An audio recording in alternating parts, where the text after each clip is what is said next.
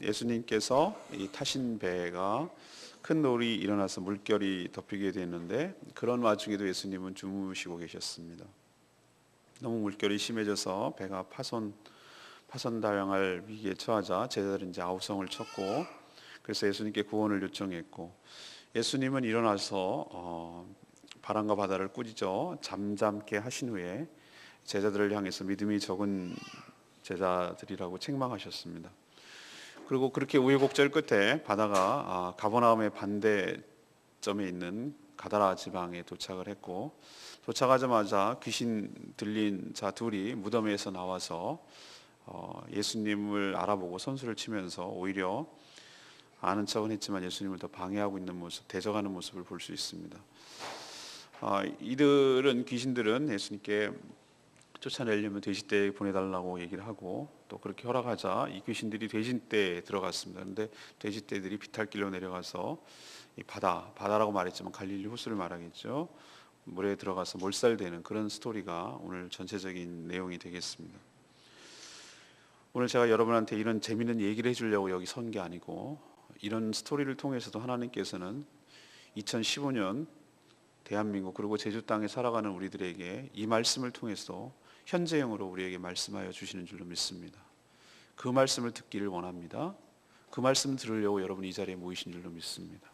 하나님의 생생한 현재의 말씀을 잘 듣고 그 말씀대로 살고 그 말씀대로 붙들고 살아갈 때 여러분 삶에도 기적과 승리가 나타나게 될 줄로 믿습니다. 첫 번째 23절에서 27절까지 말씀을 근거로 합니다. 우리의 위기는 어려운 상황이 아니라 믿지 못하는 불신이라는 것을 우리에게 가르쳐 줍니다. 예수님이 올라타는 배가 큰 놀이 일어나 물결이 배에 덮칠 상황이 되었습니다.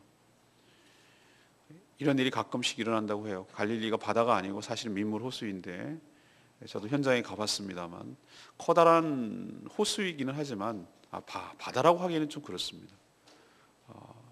세로가 길고요, 가로가 좀 짧은 형태인데, 가로는 이쪽에서 이쪽까지 보이지만 세로는 수평선이 보일 만큼 멀기는 멀습니다. 그러나 갑자기 강풍이 불어서 이 크지도 않은 배, 한 12m 정도 되는 배로 보이는데 이제 이 위기 상황이 된 것이죠. 평생 갈릴리 호수에서 고기를 잡던 제자들도 이런 범상치 않은 상황에 많이 당황했습니다. 그리고 아마 자기 나름 자신의 경험을 살려서 이 위기 상황을 대처해 보려고 했겠죠. 키를 잡고 또 돛을 조정하고 물을 퍼내고 노를 젓고 이런 여러 가지 것을 가지고 자기 나름대로의 경험을 최대한 살려서 이 위기를 이겨내 보려고 이런 것 가지고 예수님한테까지 얘기를 할 필요가 있나, 이런 예수님은 목수 출신인데 이런 걸 알 수가 있겠나, 이런 여러 가지가 깔려 있었겠죠. 그렇지만 최선을 다했지만 이게 소용이 없었습니다. 그리고 정말 죽을 만큼 힘든 배가 파손당할, 물이 들어와서 잠기게 될 상황이 된 것이죠. 실제로 갈릴리 호수에 제가 갔을 때 예수님 당시에 사용하던 배가 놀랍게 발견이 됐어요. 그게 어떻게 2000년의 갭을 뛰어넘을 수 있었는가? 그 배가 가라앉았는데 다행히 뻘이 그 위에 덮인 거예요. 그래서 산소가 통하지 않게 돼서 그 배의 원형이 그대로 보존되어 있었어요. 근데 갈릴리 그 지역에 심한 가뭄이 들어서 그 뻘이 드러나게 된 것이죠. 그래서 그 배가 발견돼서 복원돼 가지고 전시하는 걸 내가 봤습니다. 그렇게 큰 배는 아니고요, 나무로 된 제법 큰 한 12m 정도 되는 배였는데, 아무튼 그 배를 탔을 걸 생각하니까 이제 더 생생하게 다가오는 것이죠. 이렇게 죽을 상황이 되고 파손할 상황이 돼서야, 그때서야 주무시는 예수님도 참 대단한 분인데, 이 주무시는 예수님을 깨우면서 살려달라고 아우성칩니다. 예수님은 그때에서야 일어나셔서 이 바람과 바다를 꾸짖으십니다. 생물체인가? 인격체가 아닌데도 불구하고 꾸짖으시고 잠잠케 한 후에 오히려 그 정말 꾸짖음을 당해야 될 제자들에게 얘기합니다. 어찌하여 무서워하느냐? 그들의 믿음 없음을 이렇게 책망하셨습니다. 오늘 이 에피소드에서 우리에게 첫 번째로 하나님께서 주시는 말씀이 이겁니다. 이 제자들의 문제가 뭡니까? 예수님이 자신들과 한 배를 탔고, 또 예수님은 천지를 만드신 분으로 바람과 바다조차 순종하게 하시는 분이라는 믿음이 없었습니다. 다시 말해서 어려운 상황 속에서 함께 계시는 주님을 보지 못하고 또 믿지 못하고 그 상황을 먼저 본 것이죠. 그 상황이 더 크게 다가온 것입니다.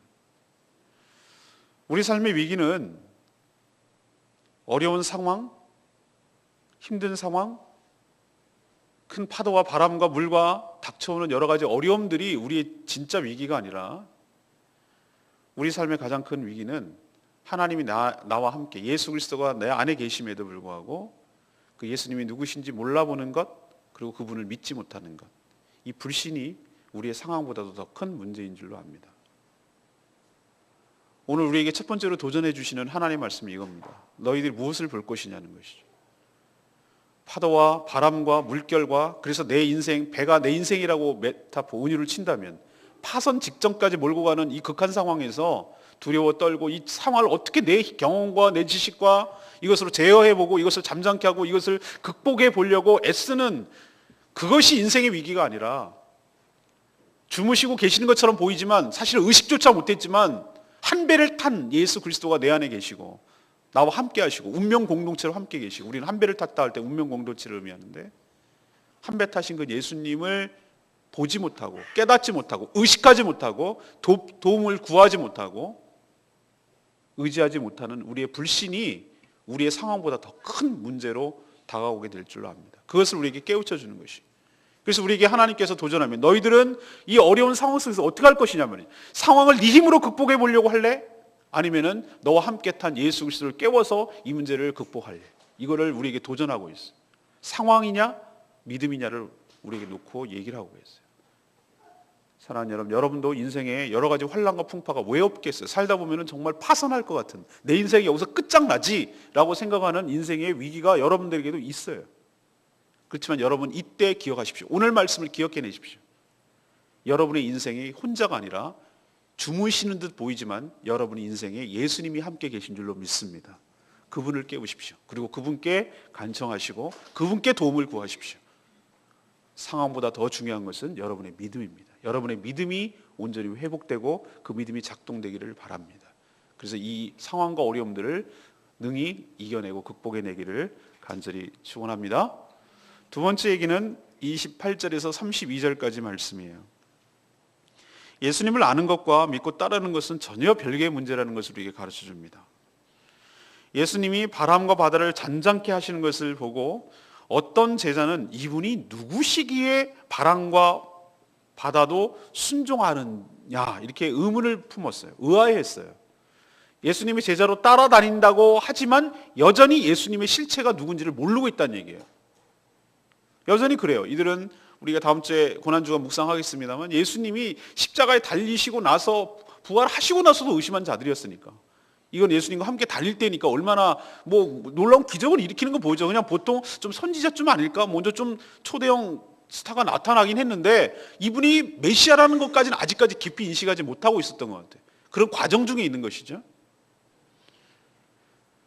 이에 비해서 이런 풍파를 겪고 나가서 건너간 쪽, 이것이 여러분 가버나움이 주로 예수님이 활동하던, 그러니까 갈릴리 호수로 치면은 북서쪽, 약간 북서쪽, 북북서쪽 정확하게 말하면, 방위각으로 치면은 갈릴리 호수를 갖다가 놨을 때 10시 반, 11시 이쯤 있는 것이 가버나움 정도 해당됩니다.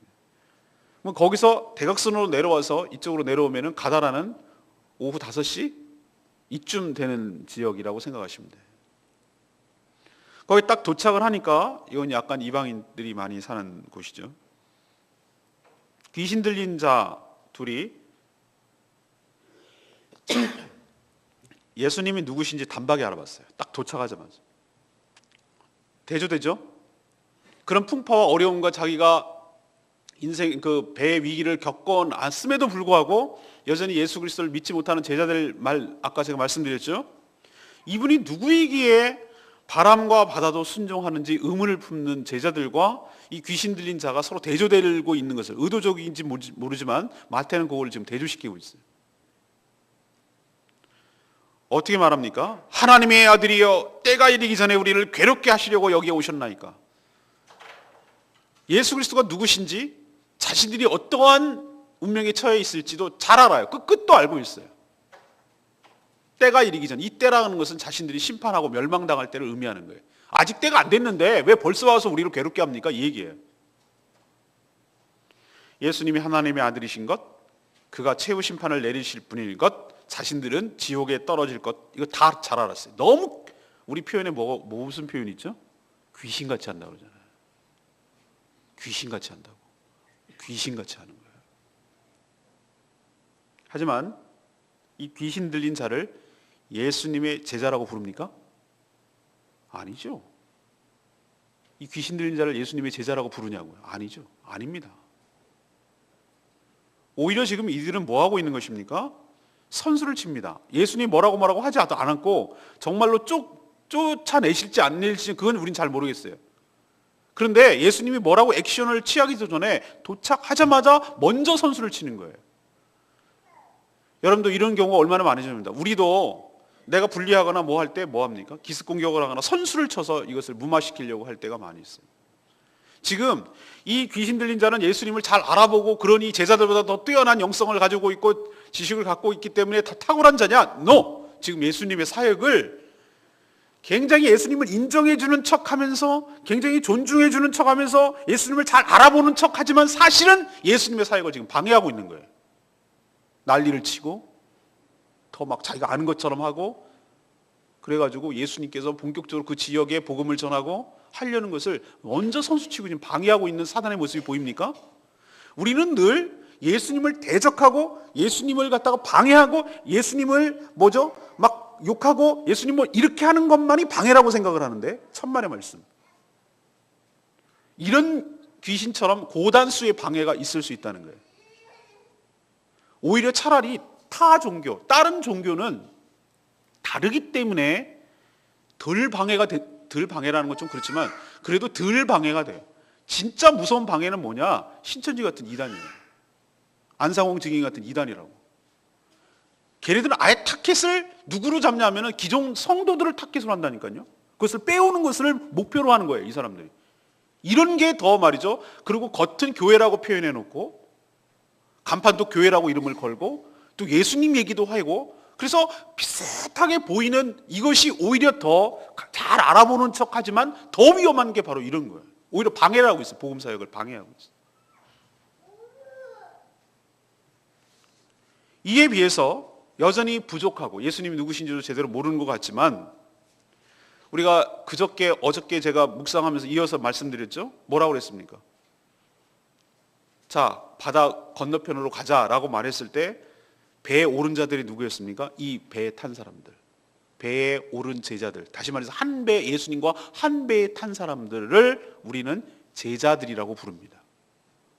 다시 말씀드릴까요? 귀신처럼 알아보는 이 자들을 제자라고 부르는 것이 아니라 여전히 부족하고 미숙하지만 예수님과 자신을 한 배에 오르고 한 배에 탄 이 자들을 따라다니는 이 제자들, 예수님을 따라다니며 배우는 이 자들을 바로 제자들이라고 부르는 것이에요. 자, 그러면 두 번째로 우리에게 하나님께서 이 교훈을 통해서 우리에게 주시는 말씀이 있어요. 뭐냐면은 너희들 아는 것 그리고 믿고 따르는 것 이건 전혀 별개의 문제라는 거예요. 귀신처럼 알지만 예수님을 따르고 예수님을 섬기고 예수님의 복음에 동참하고 예수님의 사역을 돕는 것은 별개의 문제라고. 사랑하는 여러분 아는 것과 믿는 것이 하나 되기를 간절히 축원합니다. 아는 것으로 그치지 않기를 원합니다. 귀신같이 알아도 소용없습니다. 오히려 내가 그 알미 예수 그리스도의 사역을 방해하고 복음을 방해하는 요소가 될 수도 있어요.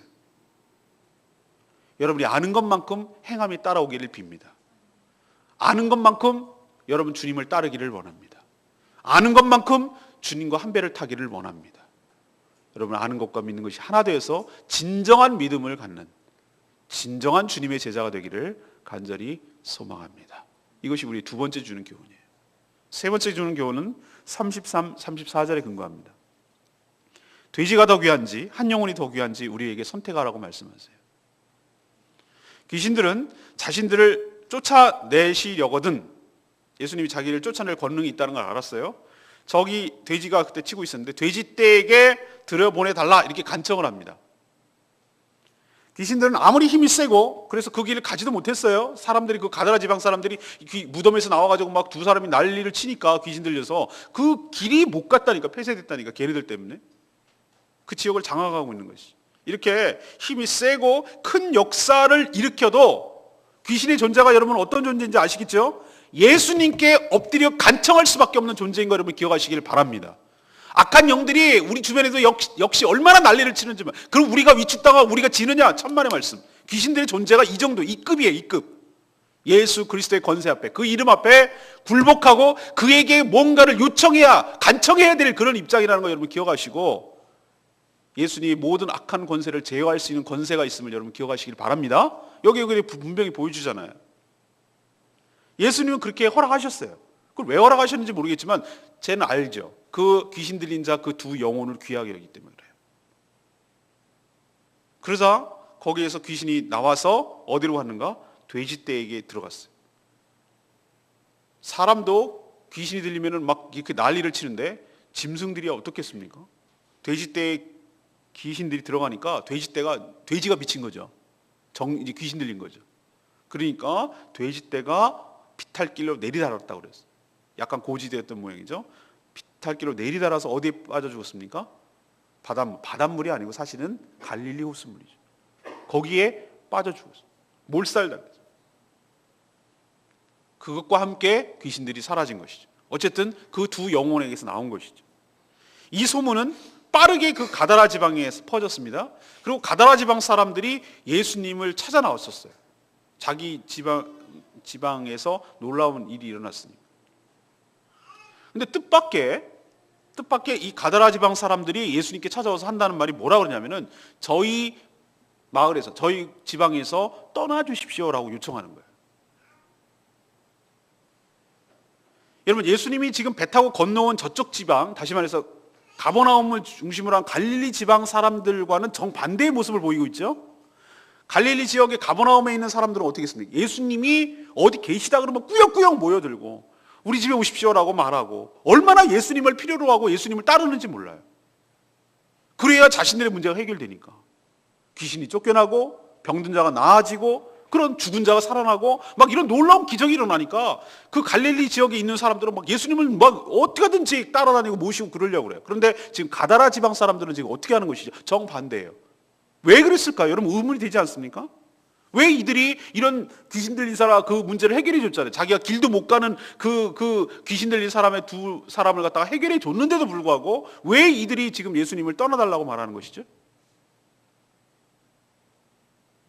이유는 딱 한 가지밖에 없어요. 자신들이 지는 돼지떼가 더 소중하거든. 두 사람의 영혼은 자기는 관심 없어. 그냥 불편함을 지금까지 잘 감수하고 잘 살아왔어요. 그냥 거기에 익숙해졌어요. 그 영혼이 불쌍하거나 이러지 않아요. 거긴 관심 없어요. 정말로 관심 있는 건 뭐냐면은 자기들이 치는 돼지들이 이런 식으로 예수님 휘젓고 다니면은 자기는 요번에는 돼지였지만 다음에는 또 무슨 어느 집에 소가 없어지고 다음에는 또 뭐가 없어지고 이런 것이 쑥대밭이 되면 우리 재산 다 날리면 어떡하나 라는 것이 더 크게 다가왔던 거예요. 한 영혼이 보이지 않고 자기의 재산이 더 소중했던 거예요. 그렇기 때문에 떠나달라고 말하는 거예요. 사랑하는 여러분, 에이 난 아니에요. 아니요. 그렇지 않을걸요. 여러분도 이 상황에 딱 맞닥뜨릴 때 여러분 이렇게 생각하셔야 돼요. 귀신 들린 사람은 나랑 우리 동네 사람이긴 한데 그냥 안 됐어. 그냥 저런 사람인데 여러분 이 돼지떼가 남 얘기처럼 들리지 말고 우리 집 돼지떼야. 그것도 한 2,000마리쯤 돼. 근데 한꺼번에 저렇게 죽었어요. 그럼 여러분은 어떻게 하시겠어요? 이거 쉬운 문제 아닙니다. 여러분 그냥 단순하게 에이 이 사람들 실수하고 있는 거네. 예수님 모셨어야지 이렇게 단순하게 말하지 말라니까요. 여러분의 재산이었으면 어떡할 거냐고요. 우리도 이거 굉장히 간단치 않은 문제예요. 근데 여러분 우리에게 하나님께서는 때때로 이거 선택을 요구할 때가 있어요. 너희들 치고 있는 돼지떼, 재산, 돼지떼라고 말하는 것은 돼지라는 동물이 아니라 너네들이 귀하게 여기고 의지하고 있는 재산을 더 소중하게 여기니? 라고 지금 묻는 거예요. 아니면 귀신 들려서 저렇게 평생 동안 괴로워하고 고생스러워하고 있는 그 영혼이 더 귀하게 여겨지니? 라고 묻는 거예요. 우리의 어떤 선택은 우리의 가치관을 반영합니다. 가치관 밑에는 우리의 믿음이 심겨져 있어요. 내가 뭘 믿는가, 그리고 내가 뭘 소중하게 여기는가가 우리의 선택 상황 가운데 나타나요. 사랑하는 여러분, 오늘 우리에게 하나님께서 도전을 주시는 말씀이 이거예요. 너희들은 정말로 입만 말만 한 영혼을 귀하게 여긴다고 말하느냐, 아니면 정말로 실제로 너희들의 손해가 가도 한 영혼 구원하는데 너희들의 모든 것을 희생할 준비가 되어 있느냐라고 물어요. 예수님께서 말씀하십니다. 한 영혼이 천하보다 귀한 줄로 믿습니다. 한 영혼이 구원받고 주님께로 돌아오는 것이라면 예수님께서는 이 모든 것들을 다 사용하시라도 거기에 그렇게 헌신하실 것이라고 믿는 것이 십자가 보면 알 수 있어요. 만약에 우리가 별 볼 일 없는 가치가 없고 그렇다면 예수님께서 십자가에 지실 이유가 없어요. 십자가에 지신 이유는 이 온 천하보다도 우리의 영혼이 귀하다는 것을 보여주기 위해요. 자신까지 희생하면서 그렇게 우리를 구원해 내시려는 하나님의 뚜렷한 사랑이 십자가를 통해서 보여지는 줄로 믿습니다. 우리에게도 어떻게 살아야 될지 우리에게 주님께서 지금 도전하고 계세요. 너희들 돼지떼를 위해서 살지 말고 한 영혼 구원하는 데 위해서 나와 함께 동역하자. 나와 함께 사역하자. 나와 함께 이 길을 가자. 너희는 어느 편에 설래? 돼지떼의 편에 설래? 재산을, 그것이 세상에 있는 가치관을 위해서 살아갈래? 아니면 한 영혼 구원하는데 너희들 힘쓰며 살래? 여러분도 선택의 기로에 있을 때 바르게 판단하시고 주님처럼, 이 가다라 지방에는 이 어리석은 사람처럼 떠나달라고 말하기 전에 주님 여기 더 계셔서 여러 가지 질병과 여러 가지 귀신과 여러 가지 세상의 가치관과 죄에 눌려서 신음하는 저희들을 구원하여 주시옵소서.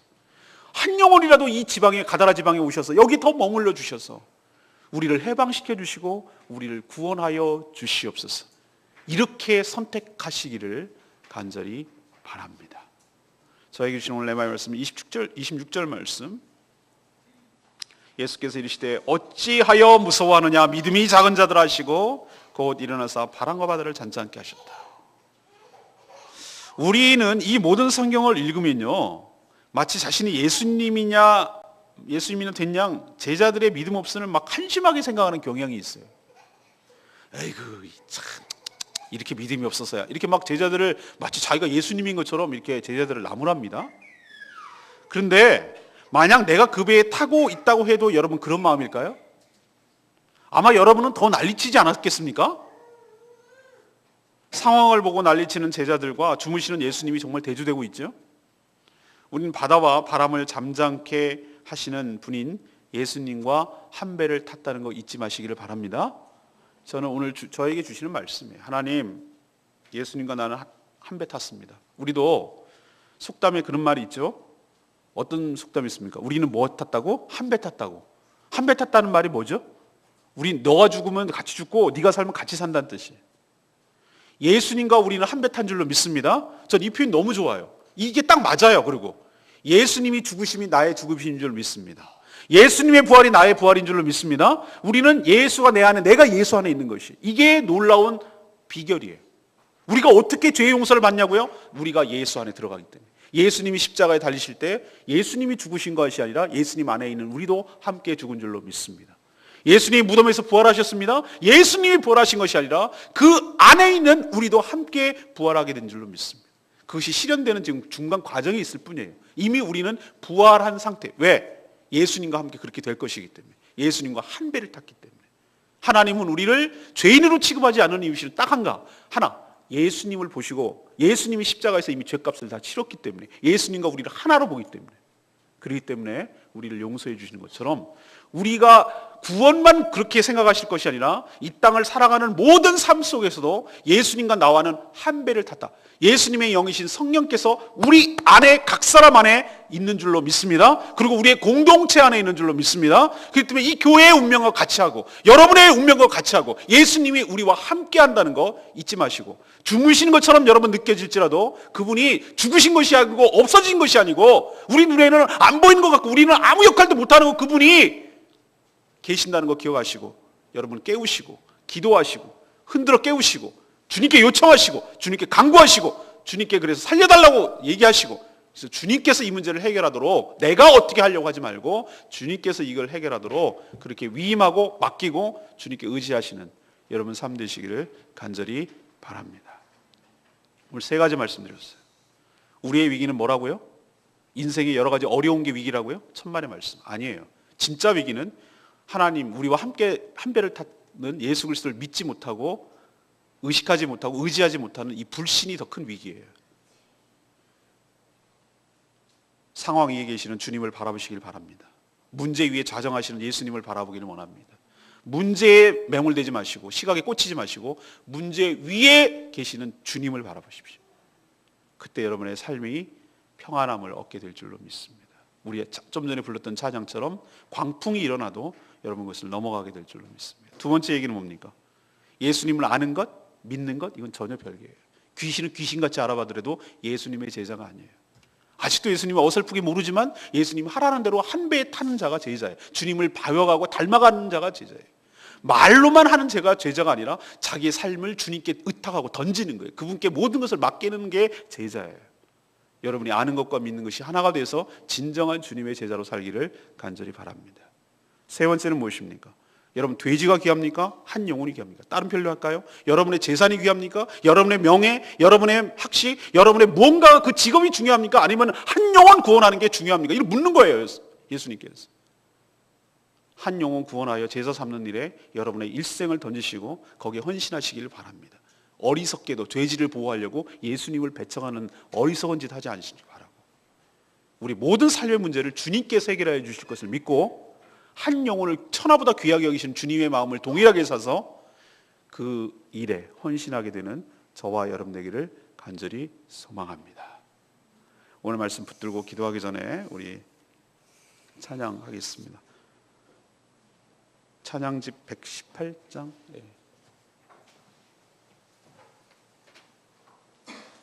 제가 아까 잘못 찬양을 말했네요. 181장이 아니라 118장인데 118장 하겠습니다. 평화를 너에게 주노라. 118장 찬양집입니다. 118장.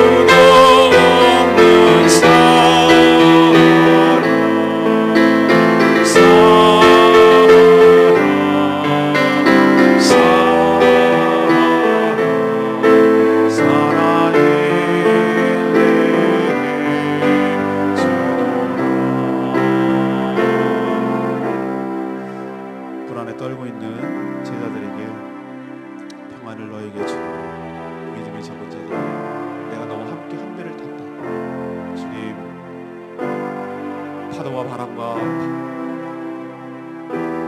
물결이 보이지 않게 하시고 한 배를 탄 예수님이 먼저 보이게 하여 주시옵소서.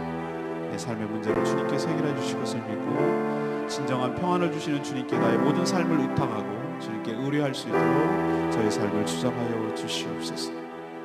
오늘도 하나님 여러 가지 삶의 풍파가 우리 가운데 있지만 그 문제 위에 좌정하고 계시는 주님이 보여지게 하시고 그 주님을 의식하게 하시고 주님께 맡기며 살게 하여 주시옵소서. 다 같이 결단하며 하나님께 주여 외치고 나아가 기도하기를 원합니다. 주여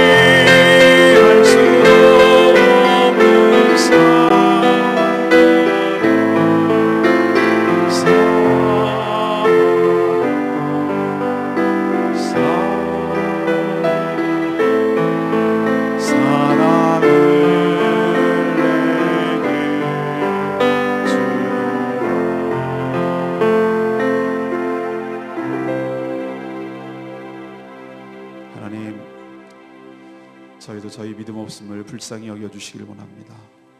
우린 큰 놀이 아니라 작은 바람에도 죽겠다고 아우성치며 주님을 찾는 자들입니다. 내 안에 주님을 모시고 있음에도 어려운 상황에 놀라는 저희들을 긍휼히 여겨주시고 저희 믿음 없음을 꾸짖어 주시옵소서. 주님이 명령하시면 어떤 상황도 잠잠게 될 줄로 믿습니다. 문제 위에 계신 주님을 바라보게 하여 주시옵소서. 예수님이 누구신지 정확하게 아는 것을 넘어 주님을 믿고 따르는 제자의 삶을 살게 하여 주시옵소서. 돼지 떼보다 한 영혼을 더욱 귀하게 여기며 주님의 마음을 가지고 사역에 동참하는 저희들 되게 하여 주시옵소서. 어떤 방해도 주님의 복음을 널리 전하며 사는 저희들 되게 하여 주시옵소서. 오늘도 주시는 말씀 한 귀로 듣고 한 귀로 흘리지 않게 하여 주시옵소서. 나에게 주시는 삶의 도전과 교훈들을 마음에 붙들고 기도 제목으로 삼게 하여 주시고 또 하루 이것을 어떻게 적용하며 살아야 될지 하나님께 기도로 결단하게 하여 주셔서 말씀이 내 삶을 지배하게 하시고 말씀이 내 삶을 이끌어가게 하여 주시고 말씀이 내 삶의 기준과 지침이 되게 하여 주셔서 말씀이 나를 영혼을 솟게 하며 말씀이 내 삶을 풍성케 하는 축복이 오늘도 있게 하여 주시옵소서. 오늘도 말씀 붙들고 기도하는 모든 성도들의 간청과 간구를 주님 응답하여 주시옵소서. 큰 풍랑 가운데 있는 사랑하는 성도들, 죽게 된다고 아우성치는 이들의 기도를 하나님께서 들어주시옵소서. 하나님, 우리가 죽게 되었나이다. 주님 깨어나여 주시옵소서. 우리를 도와주시옵소서. 우리를 살려주시옵소서. 하나님 앞에 아우성치고 하나님께 간구할 때 하나님께서 들어주시고 응답하시고 바람과 바다를 잠잠게 하여 주실 줄로 믿습니다. 우리도 그런 경험을 하는 놀라운 복된 날 되게 하여 주시옵소서. 하나님, 간구조차 못하는 자들 위해서 함께 지체된 자로서 함께 중보하며 교회를 건강하게 세워가도록 주님 축복하여 주시옵소서. 오늘 하루 주님께 맡기었고 예수 그리스도의 이름으로 기도합니다. 아멘.